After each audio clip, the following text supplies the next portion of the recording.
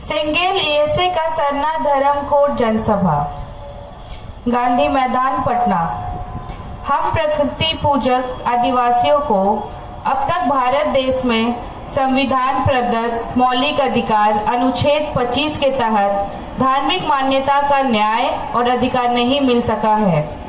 अंततः हम आदिवासी धार्मिक मामले पर नरसंहार या जेनोसाइड के शिकार हैं। हमें ईसाई, मुसलमान आदि बनाने के लिए मजबूर होना पड़ रहा है। हम भारत के आदिवासी असली भूमि पुत्र हैं। हमारी विशिष्ट भाषा, संस्कृति, सोच, संस्कार, जीवन मूल्य हैं जो प्रकृति पर्यावरण से जुड़े हुए हैं। प्रकृति को ही हम अपना पालनहार मानते हैं, ईश्वर मानते हैं जो हमें जीवन शक्ति प्रदान करता है। हम किसी व्यक्ति केंद्रित ईश्वर, मूर्ति पूजा या स्वर्ग नरक की परिकल्पना भी नहीं करते हैं। अतः प्रकृति पूजक आदिवासियों के लिए भिन्न एक धार्मिक पहचान अनिवार्य है, अन्यथा हमारा अस्तित्व, पहचान, हिस्सेदारी समाप्त हो जाता है।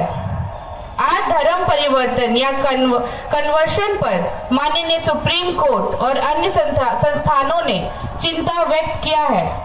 रोकथाम हेतु कानून भी बन रहे हैं, अर्थात एक धर्म से दूसरे धर्म में जबरन परिवर्तन गलत है, गैर कानूनी है। मगर हम अधिकांश आदिवासी तो आज बिना धार्मिक मान्यता वाले प्राणी की तरह विवश, वल्नरेबल छोड़ दिए गए हैं, जो शिकारियों के लिए खुले शिकार की तरह परोस दिए गए हैं। जिस प्रकार हिंदू मैरिज एक्ट 1955 के तहत सिख, जैन और बौद्ध को मान्यता प्राप्त है, निकटता है, हम आदिवासी भी ऐसी ही मान्यता की कामना करते हैं, ताकि हम ईसाई, मुसलमान जैसी विदेशी धर्म संस्कृति को अपनाकर अपनी जड़ों से दूर भटक ना जाए।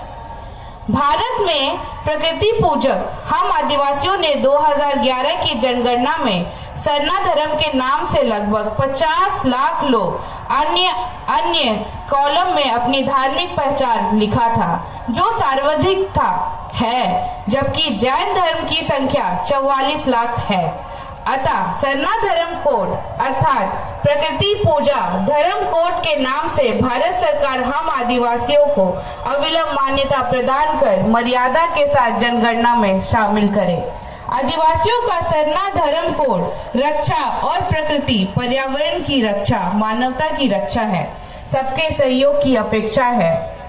सरना धर्म कोड मान्यता आंदोलन को व्यापक और प्रभावी बनाने के लिए अनेक आदिवासी जन संगठन देश में सक्रिय हैं, मगर आदिवासी सेंगेल अभियान सर्वाधिक गंभीर और सक्रिय है। 2022 वर्ष में दिल्ली के जंतर मंतर में 30 जून 2022 को विशाल धरना प्रदर्शन का आयोजन किया गया। तत्पश्चात 20 सितंबर को उड़ीसा की राजधानी भुवनेश्वर में, 30 सितंबर को बंगाल की राजधानी कोलकाता में, 18 अक्टूबर को झारखंड की राजधानी रांची में और 4 नवंबर को असम की राजधानी गुवाहाटी में आंदोलन किया गया। आज 25 नवंबर 2022 को बिहार की राजधानी पटना के गांधी मैदान में 5 प्रदेशों के हजारों प्रतिनिधि, आदिवासी प्रतिनिधि सरना धर्म कोड मान्यता जनसभा में शामिल होंगे। जनसभा दिन के 12 से 3 बजे तक 4 बजे तक चलेगी। तत्पश्चात महामहिम राज्यपाल बिहार को ज्ञापन पत्र प्रदान किया जाएगा।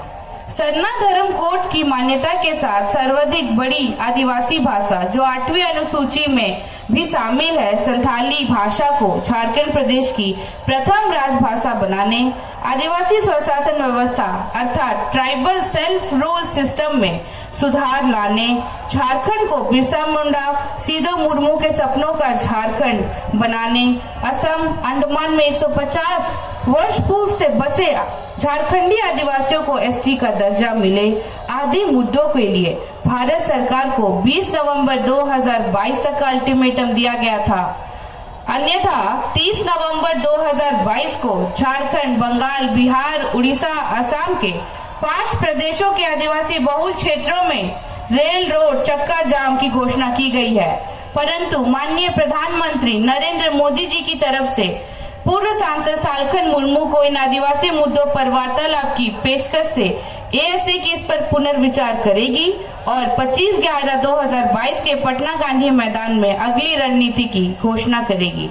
एएसए को महामहिम राष्ट्रपति द्रौपदी मुर्मू और माननीय प्रधानमंत्री नरेंद्र मोदी पर भरोसा है। जो काम आदिवासियों के लिए विगत 75 वर्षों में नहीं हो सका है, अब हो सकता है। एएसए पूर्णतः आशान्वित है। जोहार।